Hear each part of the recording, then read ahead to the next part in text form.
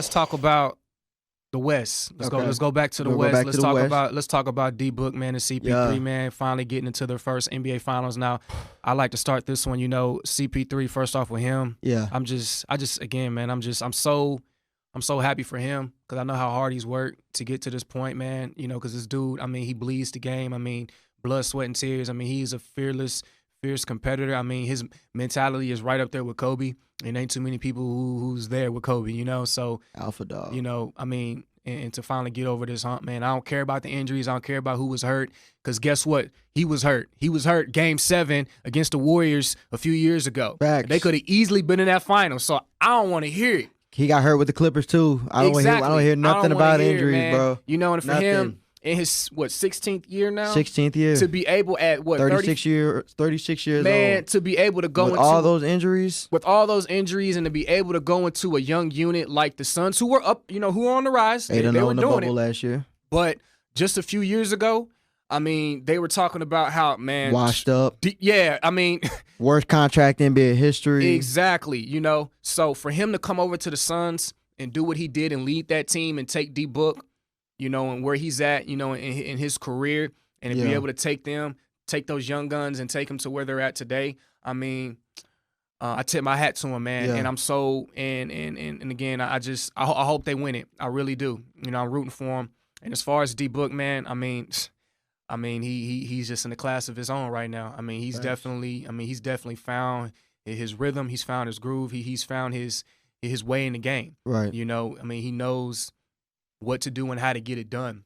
Dog. I remember a few years ago. It's funny, man, just on how things can just change like that. The narrative was switched. Just a few years ago, we was talking about D-Book leaving the Suns because he was playing meaningless basketball with them. He was wasting his youth. Yep.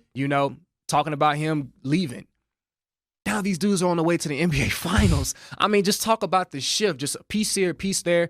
Coaching change here, coaching change there. Number one pick. And now he's just playing at an all-time high right now. Right. The sky is the limit. The ceiling, there is no ceiling for D-Book right now, barring injury, barring all those things. I see him. I see him being the NBA Finals MVP. Right. So with that being said, man, again, I just tip my hat out to the Phoenix Suns. It's a weird combination. The teams that we're naming right now. Think about it: the Suns and the Bucks. Potentially the Bucks, assuming by the time you guys watch this, we'll know the winner. But the Suns and the Bucks make it. Them ain't two teams you really hear in the finals at all, bro. At all, bro. Right. It's like the Suns and the Bucks. Suns and the Bucks. You would what? have never thought you would have heard those two things in your lifetime. Nah. The Suns ain't been there since '93, man, but they back at it here, man. Facts. And hey, man, sky's the limit. I hope CP can make it to the finish line. I hope he can crank out a few more years with them. But or more. B-Mac, man, tell me your thoughts, man. What you think about the Suns and your boy CP3? I can't lie, man. This one's personal. This one's kind of personal for me. Growing up, I followed CP in college, followed him all the way to the NBA, and I first got the chance to meet Chris Paul, CP, back in 2013, right after my senior year of high school. We met in Las Vegas. His AAU team, CP3, had just finished playing against Melo's team, so I walked up and chopped it up with CP for about 15 minutes, man. Had a nice conversation. He had actually, I had a family friend back in the day who knows CP's cousin, I think, or brother, whichever, brother CJ.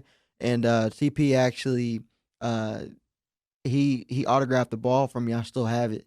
And so this was that was 2 or 3 years before I even met him in person. And so then I became an intern for the Rockets, and this was CP's second year with the Rockets. So when I went up to CP my first day as an intern, man, he actually remembered me. And so it was a dope moment for sure for us to reconnect. But just learning a lot from him, being with him on a day-to-day basis. Not too many people could say they've been with their favorite player. For me, before Kobe retired, it was Kobe and CP. Before that was AI. But CP, man, I'm just so happy for him. I'm so happy for everything he's done. It was a long time coming. I've been waiting 16 years for this, no cap. So I'm just I'm so happy for him. And people wrote him off.